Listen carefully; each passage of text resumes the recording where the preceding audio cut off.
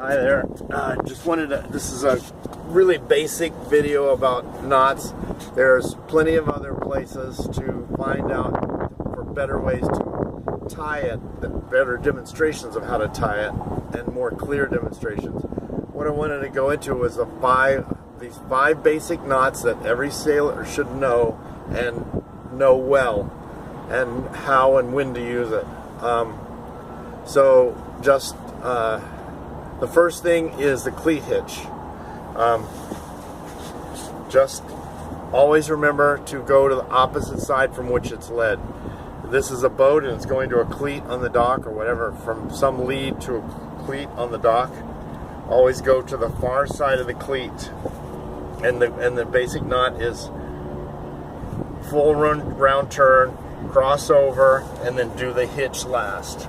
I tell people two-lane highway with a pedestrian bridge over the top. Okay. All right. Bowline. It's the most overused knot in sailing. Its really only advantage is that it's a fixed loop. The problem there is that it's reduces the holding strength of the line significantly. More than a third of the holding strength is lost in tying a bowline. You can't, the big thing is you can't untie it under tension. So if you tie your liceling off with a bowline and then it gets snagged on something, you've got one option, and that's to cut it with a knife. Same thing with an anchor line, or a line that gets the bitter end of the anchor. Instead of tying it off with a bowline inside the locker, use a round turn and 2/2 hitches. But the bowline is a real good thing for having a fixed loop, anything you don't want crushed down around it, a rescue knot. But 90% of the time, we tie the bowline around something. So always practice the bowline in context. Don't practice doing it in midair, because when you get up on the foredeck and it's bad weather and you're trying to retie the knot for the jib sheets, you're not going to be able to do it because you haven't practiced tying it around things enough. So basically, I tell people to make a 6 with the standing part, the part you're going to pull on the bottom. It's below the other part on the 6 loop.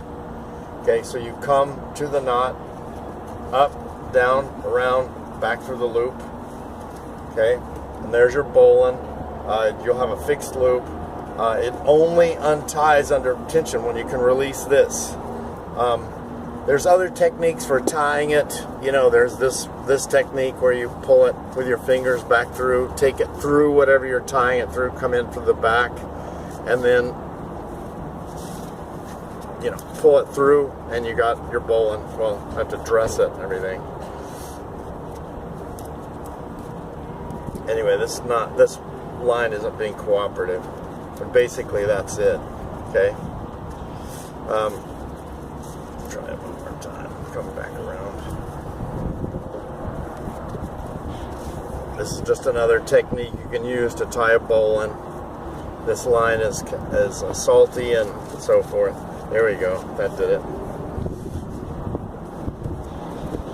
So whatever technique you use, make sure you always end up with the loop in the middle. Practice it, tying it around stuff 90% of the time. You know, tying it one-handed and all this other stuff is great when you're trying to show off, but if you can't tie it quickly, efficiently around something blindfolded, then you're shooting yourself in the foot, and you're going to wind up spending way too much time on the foredeck. The 5 basic knots are the cleat hitch, the bowline, round turn and 2/2 hitches, the clove hitch, and the stopper knot, and I'll try to give them in that order. But so that's the bowline, round turn and 2/2 hitches. Okay,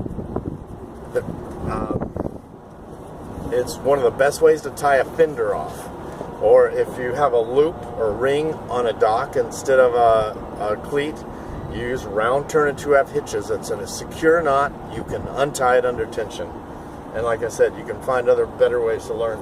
You know, better websites to show the technique for tying it, but basically this is it. You tie the fender off on a vertical stanchion. You can adjust it up, you can adjust it down, it'll stay in the position you leave it in. Okay, round turn and 2/2 hitches. What did I say was next? We'll just go to the clove hitch. This is one that people mistakenly tie the fender off with. It's not very secure. It's not secure enough for a fender. Okay, and it pulls down over the line that you need to ease for release, so it makes it more difficult to untie. People who use a clove hitch and then 2/2 hitches, that's not a knot. Okay, it complicates something you don't need. You don't need to have the clove hitch that makes it harder to untie. You just need round turn and 2/2 hitches for a fender. The clove hitch, the one I just tied, is used for temporarily securing a line on deck. Don't try to use it for other more secure things, because that's not what it's designed for. You're going to the fuel dock. You're going to have the lines on deck for 20 minutes or whatever. You don't want to take them off. You just want to have them secured temporarily. Lead the end of the dock line to a stanchion. Tie it off with a clove hitch. When you pull up alongside the dock, real simple to untie. You release it, tie it onto the cleat, you're done. Stopper knot. Okay, so that's called the figure 8. And again, always tie it in context. You know, do what you think you're going to be doing with it. And you're leading it through an opening so that it won't be able to pull back through for a jib sheet. Sometimes on halyards, but it's better to leave them so that they can actually run back through for some real interesting reasons I'll explain in a minute. But so here's our stopper knot, all the way back around. It's called a figure 8 too, because it should look like a figure 8 when you're done, not like a pretzel. Okay, you can also use this on a dock line. You pull up to the dock, one of the horns is broken off on a cleat. And most cleats have a hole in the bottom. You run the line through the hole in the bottom, tie off a stopper knot, pull it up, and you got a secure dock line for whatever, temporarily or whatever. Okay. Never use stopper knots on spinnaker sheets or halyards. Those should always be free to go and run all the way out for safety reasons. All right. Let's see. What am I missing here? Cleat hitch, bowline, round turn and 2/2 hitches, clove hitch, stopper knot.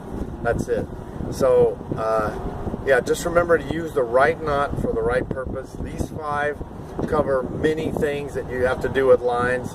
I know how to tie about 22 knots.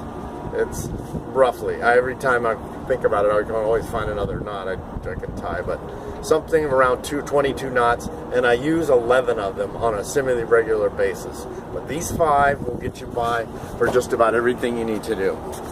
And okay, thanks.